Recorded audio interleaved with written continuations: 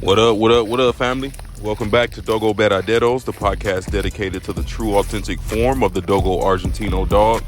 Y'all kick it with me for a minute. We ain't gonna be too long. It's not gonna be too formal. Just a little talk off the cuff. I'm out here at a new spot I just found. It's a real cool spot, and it's got me thinking, what makes a good Dogo Argentino? And for that matter, what makes a good dog? Well, I can at least tell you what I've learned in my experience over the last 4 years with the Dogo Argentino. So what makes a good dog? Is it the papers? Is it the performance? Is it the parents? Is it the breeder? It's kind of obviously a combo of all of that because it depends on what you want to do with the dog. And a good dog is subjective, you know. That's what you want a good dog to be. For some people, a good dog is a dog that catches and holds and don't let go. For others, a good dog is a dog that you can take anywhere. It doesn't give you any problems, and it's the calmest, nicest dog. So honestly, that's the first thing you got to think about. What you really want this dog for? A real big thing with the Dogo Argentino, obviously, is the hog hunting. But you got to ask yourself, are you in the area where you can get to hogs? And if not, are you willing to make the journey that it takes to get your dog on enough hogs to really understand his job and his purpose in life? It's not easy. For that example, I do the same thing. I live about 12 hours from anywhere you can catch hogs. And 3 to 4 times a year, I drive my dog 12 hours one way just to spend a day or two being able to get access to hogs, get bigger hogs, and run with other dogs. It's not easy, and it's definitely not cheap. And it's definitely something that needs to be taken seriously. So if you're into hunting and you really want to do it, I would say get with a person that hunts dogs. Obviously, you want to get it from stock that was produced from dogs that hunt.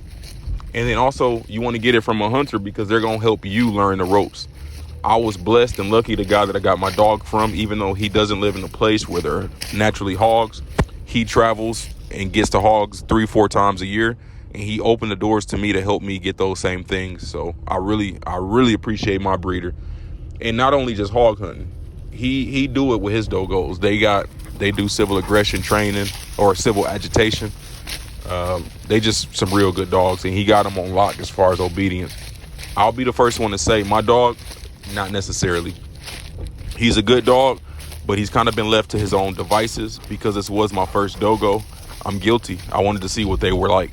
I didn't want to stifle him. I didn't want to discipline him down and have him tucking tail. I wanted to see what a dogo was about. So this dude he grew up with manners, but he didn't grow up being locked down, disciplined to a T like I would typically have my dogs. And I don't blame him for that. So another thing, sociability, temperament. What's the temperament of your dog? The thing, if you will ask most people who have Dogo Argentinos, they'll tell you the temperament should be calm, relaxed, chill, not aggressive. Well, that's not the case with my dog.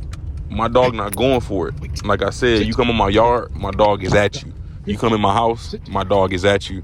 Unless we're with him to let him know everything is cool. He's very aloof with strangers, and he doesn't play that. But you also have to think of the nature over nurture. He grew up in an area where he was behind the fence, and he knew if anybody came across that fence, he needed to let them know what was up.